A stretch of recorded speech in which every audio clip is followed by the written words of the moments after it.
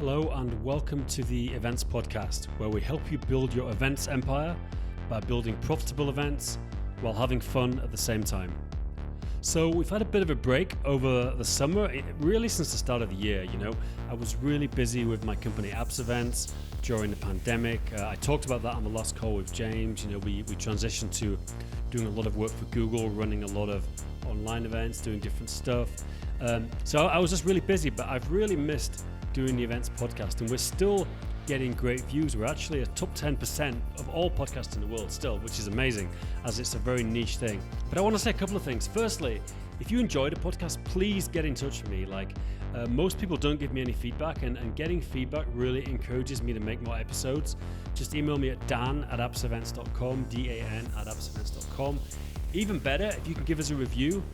Anywhere you listen to the podcast, please stop right now in iTunes, Spotify, Pocket Cast, wherever you are, and please leave us a review, if possible 5 stars, of course.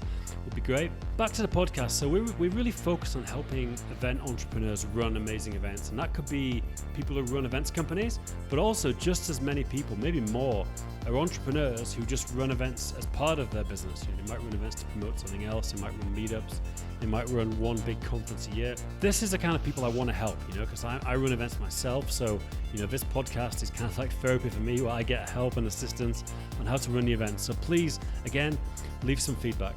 And secondly, obviously there's a lot of costs associated with this podcast. I've got 2 people who help me out with editing and graphics and everything else. So if you're a sponsor, possibly you're a software company who sells to the event industry, and you're interested in sponsoring this podcast, like I said, it's a top 10% podcast, please get in touch. We'd love to talk to you, dan@appsevents.com, and it'd be great to talk. So thank you very much. And now on to the interview. Hi, welcome to the International Schools Podcast. Today, I'm delighted to be talking to Lawrence Tijjani. I've known Lawrence for quite a while, and he's an interesting guy because he was a former teacher, did some IT roles at schools, and then became an entrepreneur. I've worked with him a lot at our Google events, but he also does a bunch of other things. So I'm keen to know Lawrence's story and also how he juggles all these different projects, non-profits, and different things. So Lawrence, welcome to the podcast. Thanks, Dan. Thanks for having me. So Lawrence, it'd be good to talk about your background. I know a little bit. I know you grew up in South London. What do you want to talk us a bit through what your sort of background is and before you got into education? Okay, yeah. So grew up in South London, Bermondsey, and went to school actually in Bermondsey as well. And didn't do great at school. Wasn't the most studious student. Actually failed all my GCSEs and had to go on to college to resit them. And I think actually failing my GCSEs kind of set me up for life and actually taught me about resilience as well. How were your parents? Your parents must have been pretty, were they pretty annoyed about it, or did they take it pretty well?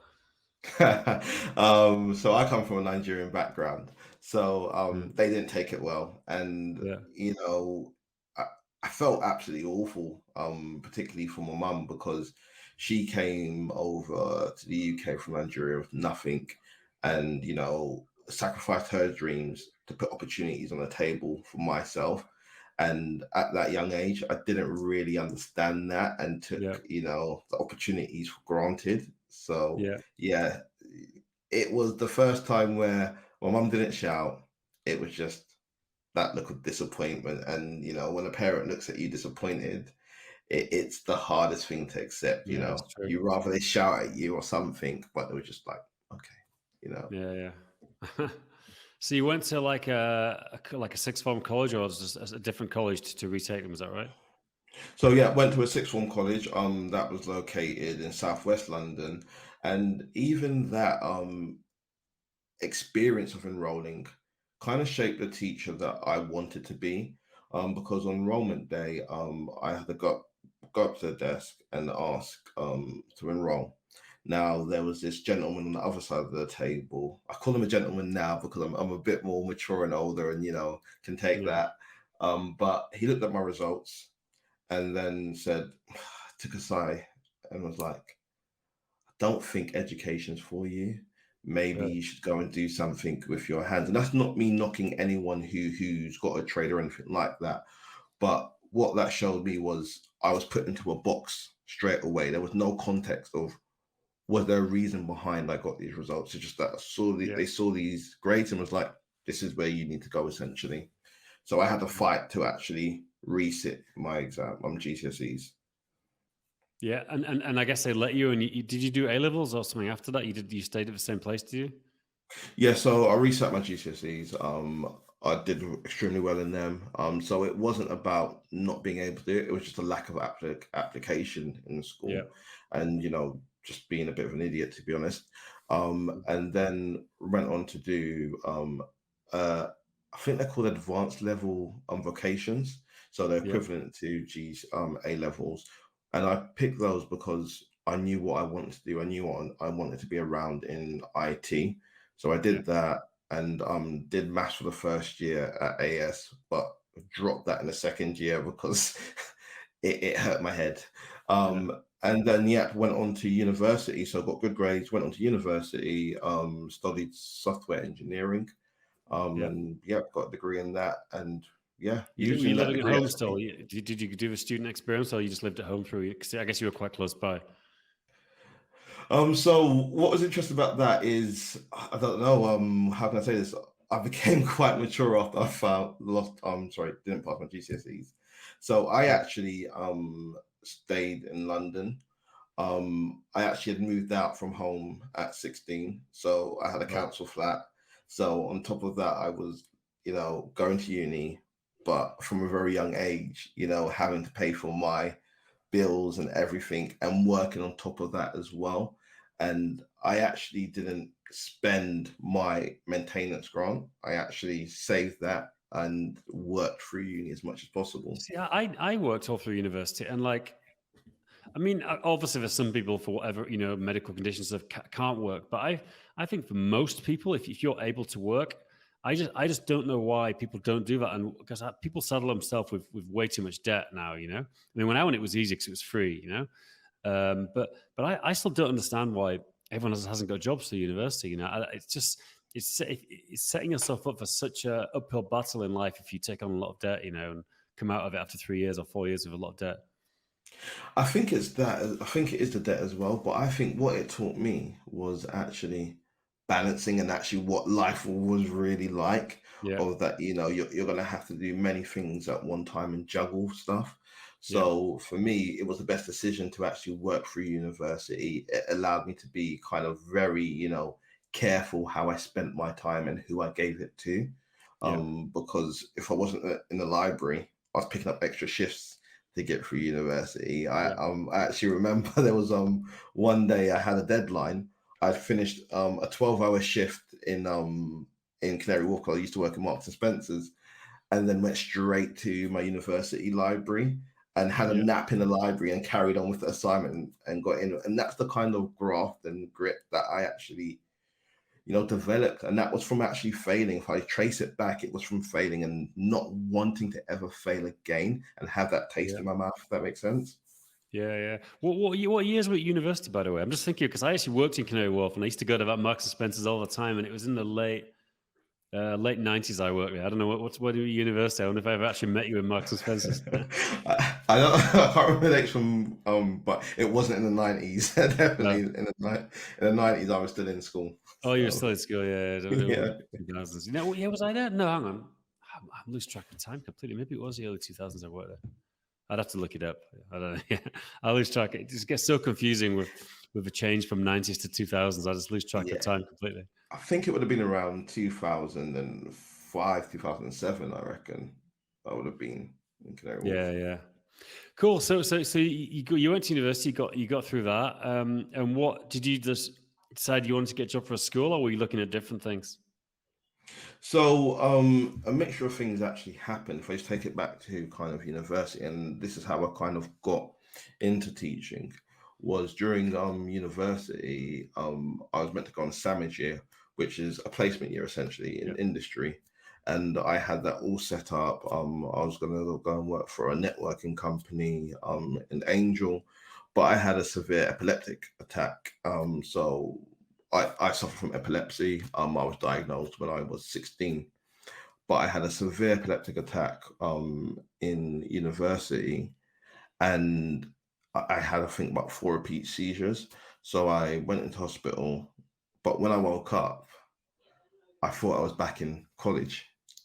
Really? So yeah, so university, the last Well, you had some two like memory years, loss, you mean? Oh, yeah, memory loss, yeah. oh wow. Yeah, so the last 2 years of university were non-existent, you know. Um, So you still can't remember them to this day, can you? so that's the funny thing when people ask me, "Do you remember that?" I'm like, I don't know what I don't remember. Yeah, It's very hard to kind of say, yeah, I've got everything back.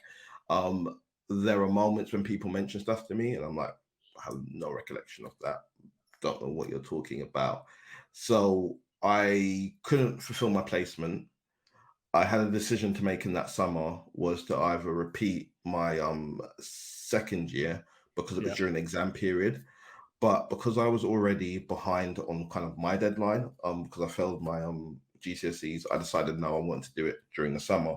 So actually, I had to learn everything for the second year, oh wow. and I only had to think of what was about 2 months for the resit period because that's the only time I could have Yeah, done it, and I learned everything. I didn't pass with great grades, but it was enough for me to actually progress on to um, the Samage year. And that's when I got in contact with my old secondary school and said, look, I'm in this predicament. Would it be possible to come and do my placement year there in your networking department, in your IT department? And they said, yeah, absolutely. Well, we'd love to help you. yeah, So went to there to do networking. But as I was there, I kind of saw young people making the same mistakes that I had made during, yeah, class, just messing about, prattling about. And I started talking to them. And the head teacher had picked up that I had a group of young boys that I would talk to at lunchtime and who would come and speak to me. And then she made it her duty during that year to get me to come into teaching because she saw something in me. She saw the that's rapport that I interesting. had with young people. Yeah, So she offered me a job during the placement year to say, look, once you graduate, you've got a job. And I turned it down initially. I said, no, I'm going off into the city. I'm going to go and do, software development or anything like that. And she said, okay, but I understand that you have a business.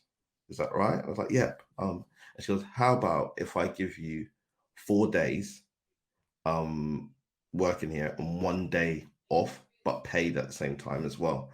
And I was like, that's a great, that's a great thing. Like, yeah. didn't know what was coming out. It allowed me to continue to run my business on the side. And I So what thought, was yeah? absolutely, We've missed that part out. What was your business? What were you doing already? so web design and development. Right. That was my second business. My first business was a clothing line that didn't really go well. That was Yeah, actually me just doing it for the culture and doing whatever everyone else was doing, but it wasn't my passion at all. yeah. And that was a good learning curve for me as well. Don't do stuff because other people are doing it. Do it because you're interested in it and it's what you want to do. Yeah, definitely. So you started doing web design. Was this when you were at university? You were making websites for people, or what kind of stuff were you doing? So I started it, I say we started it in college. I started it with my business partner in the back of an A-level lesson. And we came up with the idea. We started to design flyers and then we said, oh, websites, let's try websites. And we started to do some free websites for people. And then people actually start to approach us and say, look, we'll pay for you to do this. And this was right at the beginning. So we were just creating websites in HTML, hard coding them. It wasn't a CMS. So Yeah, we yeah. self-taught ourselves to do it. And yeah, we was like, okay, we can make a bit of money from this. And it's still running today. It's called Happy to Host. And like now we work with football players, schools.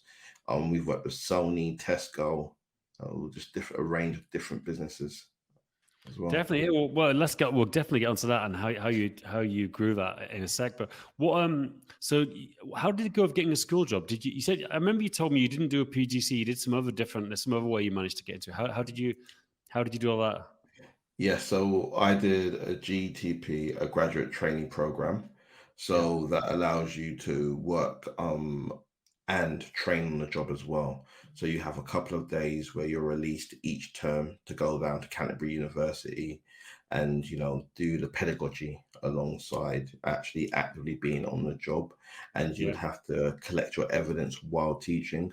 So I think compared to the PGCE, you get quite a heavy timetable from the beginning. So you Yeah. literally, after 2 weeks, you've got the timetable, and Yeah. you're responsible for those classes. You're in there by yourself Yeah. Yeah. teaching, and I never forget the kind of first day I had my class. Was like, I don't really know what I'm doing. I Yeah. think this is how to teach, and I was really worried about the kids and how they respond to me.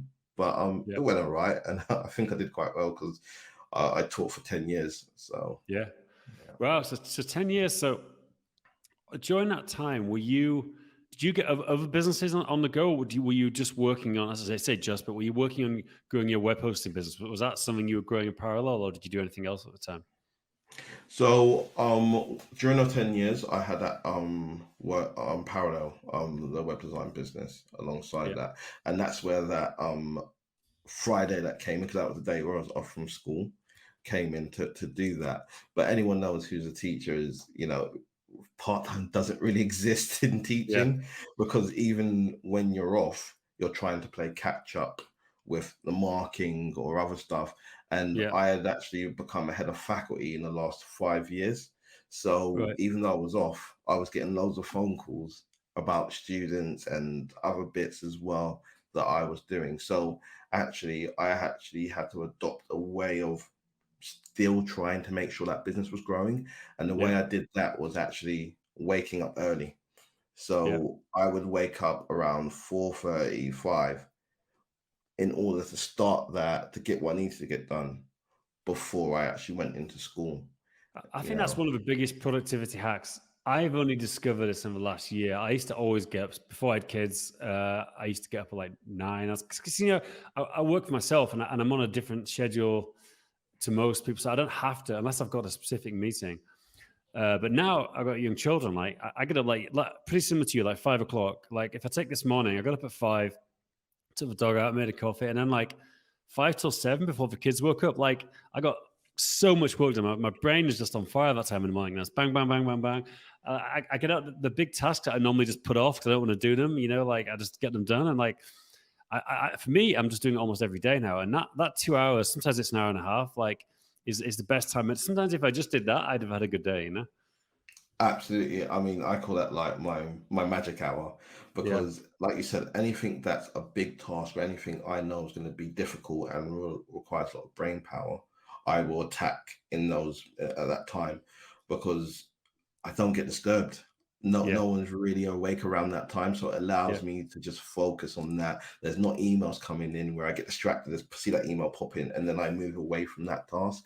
So yeah, I love actually waking up early to get stuff done, and also it's a reward for yourself. It means effectively you can finish it early if you wanted to, because you've actually yeah. got a lot of stuff out of the way. So Yeah, that's how I work. I try to do that now. Yeah, also with the kids, I'll quite often leave her like 3, 4, 5. After I've got them up, I'll go into. I've got my office. I'll come in here and stick around. But I rarely work evenings now. Almost never. I mean, I quite often do stuff. If I have to do stuff, I do stuff on weekends. I mean, again, I mean, probably you had the same experience. Like when I was starting my business, I was working like every day of the week, like something. I didn't always work a full day on the weekend. I mean, I'd regularly work full day Saturday, full day Sunday, but I always worked every day of the week for several years. It was never a weekend I didn't work. I don't know what your experience was. So definitely worked on the weekends, and I still do now, but I don't work the whole day. Yeah, So again, on a Saturday, I'd get up about maybe 6, 7, but work until about 10, and that's it. And yeah, then kind of spend the rest of the day with family or whatever it is, or something for myself.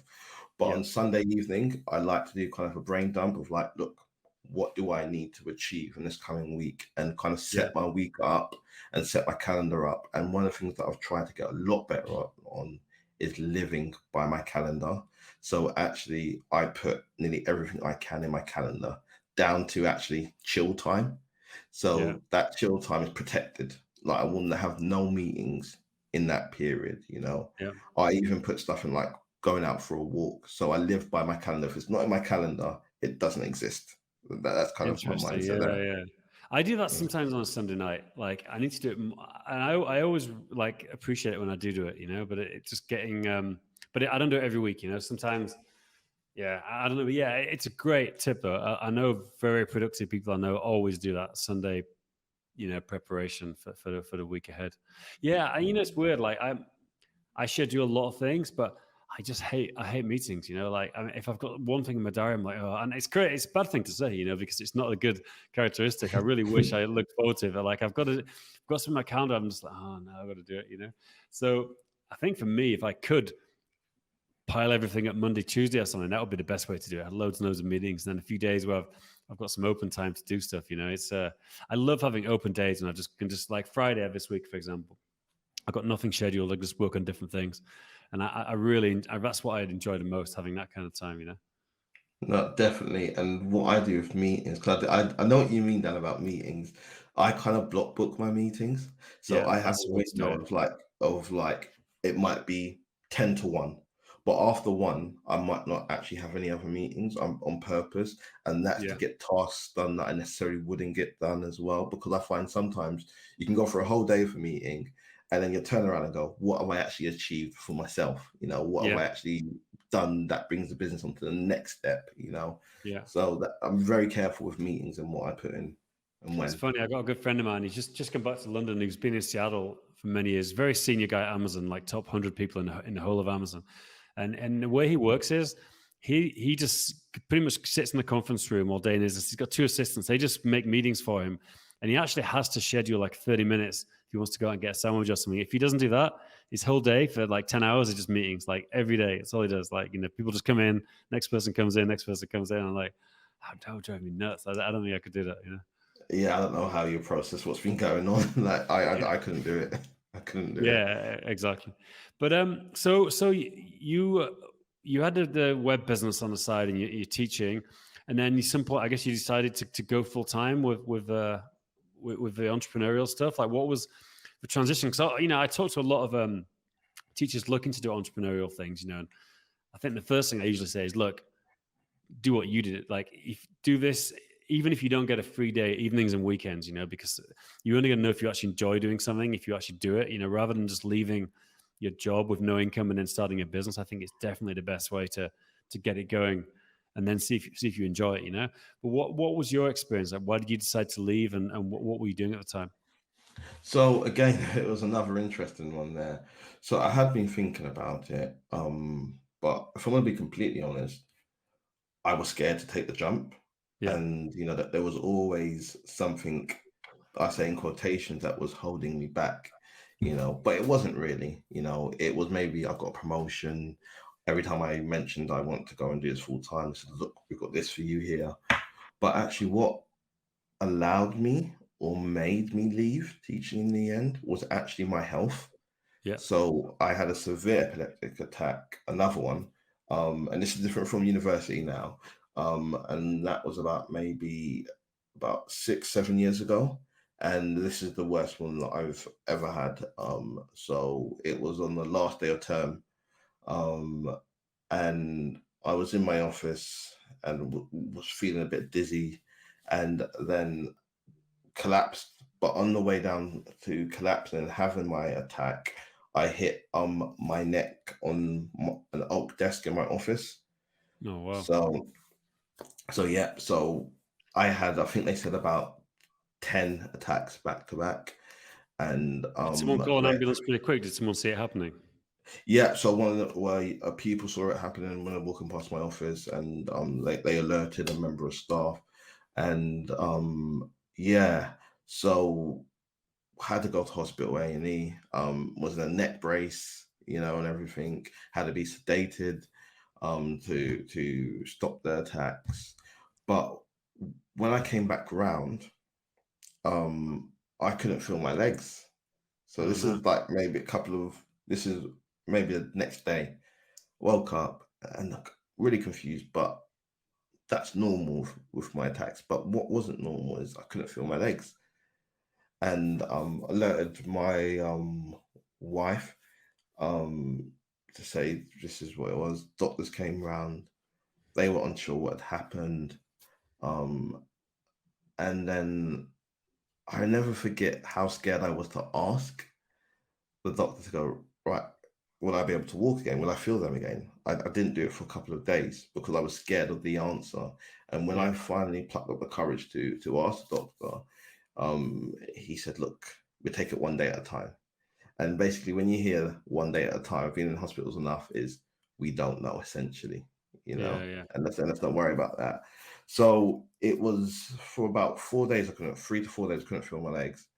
And then I think on the fourth day, the feeling came back in my legs, in my lower legs, but it came back from a vengeance in terms of it came back with the most excruciating pain that I've, never experienced. I just don't even know how to describe it. The Yeah. closest thing I could say to it is someone taking a chisel and a hammer and repeatedly knocking on your knees, But like you could move them. striking. You realize that you could actually feel your legs, I guess, at this point. I guess that's some small Yeah, consolation. yes, yeah. So I could feel my legs, yeah, but how the feeling came back in them was the Yeah. worst feeling ever, Yeah. and it just kept on feeling like someone had taken a chisel to my leg. So it took me basically, I think, about a year to fully walk again. So I had to learn how to re-walk. I was in hospital for just under 2 months, and I Wow. was in the high dependency unit, at Guy's Hospital. And anytime I mention this, I have to say a big thank you to all the staff at Guy's Hospital. They put up with me and did an amazing job. And I mean, the severity of when I looked around on that ward, I had two nurses for the majority of my time, Oh, and I could not do anything. I was relying on them to help me to the bathroom, to the toilet. Yeah, it was probably not probably, I'm going to be very clear here. It was the most trying and hardest time of my life. yeah. Okay. So going back to your question, Dan, I went back to school. Eventually, the school was very supportive. I did a phased return to work, but I found that I was out of school more than I was in school. Yeah. And I felt like I was doing a disservice to the young people that I was teaching. So I decided to leave on that basis, and hadn't didn't really have any plans, but said, you know what, I've got a business, I'm gonna throw myself into it and just see where we go with it, essentially. So sometimes you take that leap of faith, but to be honest, my condition pushed me off that diving board and said, you know what, Yeah. Yeah. go for it. So It's that's funny how I because found out full time. that's great. Yeah, that's a crazy story. I didn't know that. I didn't know that story. That's what's great about this podcast. You talk to people you already know, but you'd find out a lot of stuff you didn't even know about them. Mhm. What because often the common route, if like a teacher or someone who works for a school becomes an entrepreneur, they do something related to education. And obviously now, I've worked with you a lot. You're doing a lot of education stuff, but it sounded like in the beginning it wasn't education related. You did the state of a web hosting, the business you already had, and it was something completely different. Is that right? Yeah, so yes, it was completely different. But what I found was in that last year of teaching at the school, I became responsible for, ICT across the curriculum and stuff like that. And I'd taken my school down the Google journey. So while I was doing the web design, I thought, actually, I've got a skill set here already. I've got a network as well. How could I also utilize that skill alongside what I'm doing? Because I also wanted to be Yeah. involved in education somehow. And that's when I actually went to a boot camp, actually, first time where I met Ben Rouse and where I actually discovered apps events Oh, was that and one of did. our boot camps? Was it? Yeah, it was one of Oh, your right. I boot didn't camps. realize Yeah, that. yeah, yeah. And because I'd been to the back to school stuff, but did the boot camp and did my level one. And I think I definitely know I was annoying Ben. I was Yeah. that guy in the session who just kept on putting his hand up and asking questions like, but why? Why do we do this and why do we do that? And Yeah. he took it in good stead. He actually then challenged me to go, okay, you could go and do your level one. Why not do your level two? Why not do your trainer? And do what I'm doing essentially. So Yeah. that's how I was able to kind of get into kind of the ed tech world as well, alongside the web design business. Interesting. Yeah, I was one of the first. I mean, there's some dispute as to who was the first certified trainer in Europe, but I've got a claim, but there's a few people got a claim, but I was one of the top first three, ever to become a trainer, and it was very interesting, and that I credit that with all the things I've done since. It was a small thing becoming a Google trainer, but I was interested in Google for Education, but didn't know that much about it. And now, I've done all this other stuff, and I think, you can kind of write your own script. That's what I like about entrepreneurship. If you find something you're good at, you can take you down a path, and you can do a lot of different stuff, that's kind of the magic of it. It's also the stress of it, because, you never know where it's going to go. You've got no pension, you've got no anything, Mhm. but it is the thing I like about it. Absolutely, and I'll be honest with you. When I left teaching, it took me probably a year to find myself properly and like what I wanted to do alongside the web design, because the web design was doing okay, but it wasn't making a significant amount of money, and Yeah, I was getting to the point where I was like, well, I'm running out of money here, and I think that's the one bit that sometimes isn't shown to people, because everyone's like, oh, I want to be an entrepreneur, but actually the fear and laying awake at night of thinking, right, I need to make more money in order to cover my bills and stuff yeah, like that is what sometimes people don't showcase. So there was trying times, believe me, but again, once you get through it and you look back at it, it's everything that's made me to this point. I don't yeah. regret it at all. Yeah, it's interesting. I mean, I get asked all the time about entrepreneurship and should I do it, and it's just an impossible thing to answer, because, like, it's definitely not for everybody. Like, it's Mm. absolutely, there's a lot of people who should just do a job, but there's a lot of people who shouldn't do a job, and there's a lot of people who maybe should do a job part time and do a side hustle, and it's really hard to say. I don't know what advice to give other than just try and do something. And if you manage to do something, even if it doesn't make you any money, then maybe you could do it. I don't know what advice you've got to people who want to do entrepreneurial stuff. Because do you think it's for everyone, or do you think it's for a certain type of person, or can you become that person? I think it's for a certain type of person. I think you can become that person as well. But the thing I would say is get comfortable with failing. Like, Yeah, get comfortable with it, embrace it. Because I think a lot of people go, I've got an idea, right? It's gonna make loads of money, it's gonna happen. And yeah, there's gonna be so many setbacks. And I think what kind of separates the entrepreneurs or the ones who actually make it or on the way to making it is they don't give up on the first hurdle. They yeah, don't get disheartened, when a certain part of their idea isn't executed. It's actually yeah, taking what you can learn from that and taking a step back and going again. So I would suggest to anyone who's thinking about it is get a mentor, yeah, research the industry that you want to go into, and I say make sure you enjoy what you're doing, because there's going to be yeah, times where you're up late at night, up early in the morning, thinking, why am I doing this? And yeah, the reason why is what will keep you going. If you can identify this is the passion and this is why I'm up here. Like yeah, anything I do is just actually in 10 years' time, I'm hoping my life will be a lot more easier. And I'd rather do the hard work now than be at 60 struggling with life. That's just my mindset. yeah.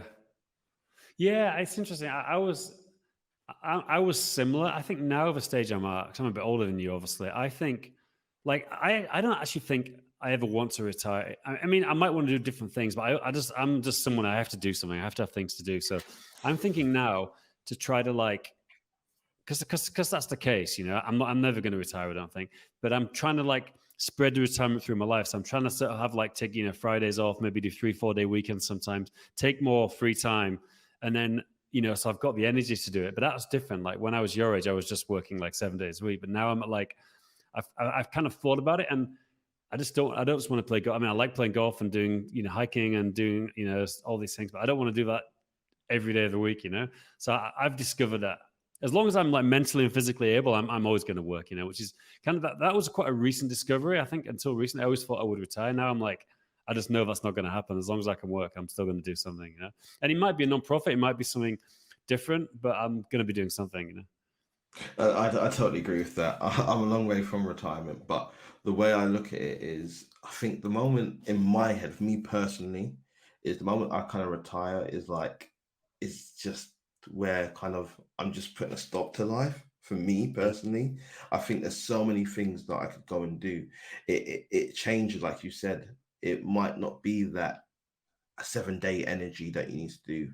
But like one of the things that I'm currently working on is just a guy foundation. And I certainly see once I've established the other businesses and they're running independently of themselves, is that's what I would put my whole time into. And that is a non-profit that works with underserved communities in the UK. So I think it's about finding, again, what is that new passion? I think people say you need to find one passion and stick to that passion. A passion evolves, it changes over the Yeah. years as you change as a person, you know. What so yeah, talk about the foundation. Like, I mean, first of all, obviously, you're working with young people. Justaguy.co.uk is a website. It's really, really good website. Like, how, like, I'm just logistically, like, have you incorporated it as like as a non-profit, as a foundation? Do you have to do that from day one, or can you, if someone wants to do something like this, can you just start doing it? And if there's no money involved in the beginning, you don't need to register, or how does that all work?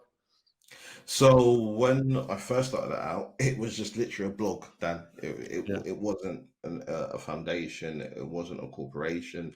It was just literally set up to document my recovery from that epileptic attack I talked about a couple yeah, of moments ago. But people reached out to me, saw my story, and said, "Look, could you come into our school and speak to our young pupils? Could you speak to our members of staff, like motivation?" Actually, I haven't spoken about it, but that's where the imposter syndromes came in, because of like why they reached out to me to come and yeah, motivate their members of staff and young people, but people found my story or what I've been through in my life inspiring, and they said that should be shared.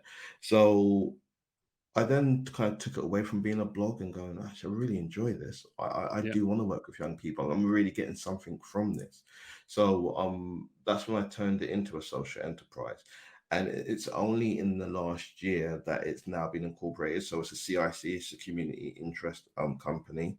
yeah, That's for non-profit. So any profits that we actually generate from it is reinvested into helping our community mission, which yeah, is engaging young people to drive their own social mobility. So that's happened because money started to exchange, because before it was just me doing it free of yeah, charge. sure. Yeah, But actually organizations have now come to us and said, look, could you help us, you know, meet young people that we're not getting to? And I think particularly after the George Floyd murder, um, companies looked at themselves and actually said, "Are we doing enough?" yeah, And I think a lot of companies said, "No, we're not." So that's where I've now come in as kind of being a middle, an intermediary, in actually linking organizations with untapped talent as well. yeah. And that's not just young people, that's adults as well from underserved communities. So that's what the foundation does now. And like, we have a clear kind of mission now in terms of we do mentoring, we do skills workshops. So anyone can come on and say, look, I want to give back. I want to do a 30-minute talk to young people about the certain skills that I use in my industry. And we've Yeah. done a range of things from careers fairs, step up with digital skills as well, and we've got loads of plans for 2021, 2022. Are you focusing on kids from like sort of like working class, like poor, lower income sort of communities? Is that because that's obviously what I grew up with in Yorkshire? You see, that's obviously the people from those communities always have the hardest time increasing. Obviously, people are like black people, Asian people have it, but also white people if they're from that background, it's hard for them. Is that kind of a community you focus on with your foundation? Yeah, so yeah, it's for pupils or young people from lower income families. Yeah, It's also looking at geographically as well of where they're based, yeah, because postcode lottery, you could be somewhere and not actually get tapped into in terms of yeah, the yeah, talent that you have as well. And also it's the mindset around the people that you're around. The biggest thing that I've seen of people who are successful and are doing well, and when you speak to them, is that they had a network, you know, yeah. That's true. and they had a range of people that they could go and speak to, who could actually say to you, actually do it this way, think about doing it that way, you know. And I think that's probably one of the biggest things that hold people back, is they're too big in their pond, they don't see people that are actually doing it. Because if I take myself living in Bermondsey at that time, well, Bermondsey's really expensive now, but during Yeah. that time, anyone who did do really well disappeared. Why did Yeah. they disappear? It's because they made enough money to move out of that area. So what you're now seeing is, oh, I'm believing in faith, almost. Everyone's saying, work hard, do this at uni, do this at school. But you can't actually see someone who's actually done it. So what you're actually relying on is blind faith, you know, Yeah. Yeah. because like, if I just take my mum, for example, she would say to me, make sure you read your books, make sure you do really well in uni and stuff like that.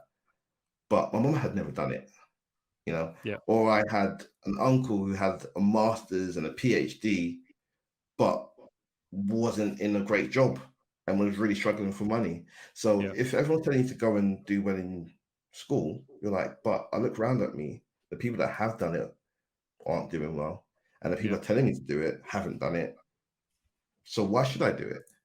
Yeah, yeah, definitely. Yeah, that's You a good know, point. Yeah, the mentors is like you said before, is such a key thing, and I think people should have multiple mentors, and it changes different times. But people, what I find as well is like it's amazing how willing people are to help when you actually ask them. But most people, especially someone from like a lower income background, like especially a kid, they just wouldn't have the confidence to thing. But what they'd actually be surprised is how much people do want to help if they actually contacted them. That's what I think.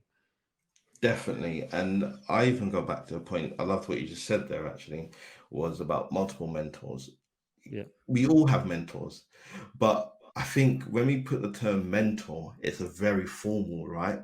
yeah, exactly. It's almost going, Dan, will you be my mentor? It's almost going to, will you marry me, Dan? Will Yeah, you be my mentor? It's so formal, yeah, right? And that true. person who you want to be your mentor is like, this is a commitment, right? Yeah, What yeah, do I exactly. need to do? So they get a bit worried about that. But actually, by saying to someone, actually, could I just pick your ear about this? Could I just get your thoughts on this? That is actually the mentoring process happening, because Exactly. they're actually explaining what they've been through and what to kind of avoid. So Yeah. yeah, so That's good. So, Lawrence, so we're probably getting close to time now. That's super interesting. So, one thing I was curious about. Well, you mentioned like you were doing websites for Premiership footballers and stuff. Like, how did you end up meeting? I know some rappers or something as well. You were working with. Like, how did you meet all these people? Was it because you mentioned you had a business partner? But you never really went into that. Like, that's a friend. You said he was a friend of yours, but like, do you have different responsibilities? And is he the one with these connections, or how did you end up like meeting all these famous people? So my business partner Emmanuel, he is in charge of like technical development and everything. Yeah. So I used to program. I don't program as much as I used to. I was actually responsible for going out and getting the contracts and the Yeah. networks, and it would just be at different events where I would network, and I just wouldn't be afraid to go and speak to anyone. Yeah. So I remember being at an event and someone said, "Oh, that's Raheem Sterling's agent." So I went over to him and spoke to him and built up a rapport with him. And then he introduced me to his clientele. And then what I found with footballers, if you do one, a lot of them will come to you, Yeah. you Yeah. know. So getting that first one, the other footballers came to us as well. And then you've also got your other celebrities. But a funny thing about that and what I learned from that is celebrities are great, to have on them for kind of commercial and marketing, but they're not our biggest clients in terms of Yeah. Yeah. actual paying, A lot you of them know. want things cheap because they know their value to you as a name. Yeah, and Yeah. we don't mind. It's that balance, that playoff, and that's where it comes to business. Like, actually, if I do it for this discounted price, Yeah. what is going to be my payoff? In terms of how is Definitely. that paid Definitely. forward? But that's what I just say for a young person or anyone thinking about that is never give anything of your services for free. There has to be a trade-off because the moment you do that, you're undervaluing yourself. You know, Well, so I'd say sorry, go on. like, yeah, you're right. But I mean, I think there are times you should do things for free. But I think you're saying the same thing. Like, but there's got to be a benefit down the line. You got to see, well, I'm doing this for free, but I can get this. Because I've done tons of stuff for free. Some of it I shouldn't have done, but some stuff really paid off to other things. I think that's what you're saying. Yeah, definitely. And Yeah. yes, just to make that clear, is if you're doing it for free, you've got to think what is the payoff, and that's why I say don't do it for free. Of just like, okay, they've come and they've said, right, Yeah. I'm whoever, do it for me. Is actually what can you get out of that? So, say for example, if you've got a footballer that comes to you, this is me just using an example here, and they say, "Could you do my website for free?" Okay, maybe I could do it because they're the hot property at the moment. But if I'm going to do it for free, the name of my company needs to be on your website. You need to do a couple of social media posts for me, you Yeah. know. So Yeah. That's it's great not advice. free because actually they're marketing you. They might have 3 million followers. Yeah. It's not Yeah. free, and to pay for someone to do that, companies pay thousands of pounds for people with followers to repost them. So that's what I mean in terms of free, is always think about what you are going to get from this situation, and actually, is it going to help you? Yeah. Lawrence, it's a great place to finish. Thanks very much for the chat. We should definitely do it again. If you're on for it, we'll do another. I'm sure I'll think of a bunch more things we can talk about. Definitely. Where should people find you online? Like, where are you most active? Like Twitter, LinkedIn, like blog. Where's the best place? So the best place to find me online is just a guy underscore LT, and that's across all social media platforms such as Instagram, Twitter, Facebook, and just keep on checking back at justaguy.co.uk.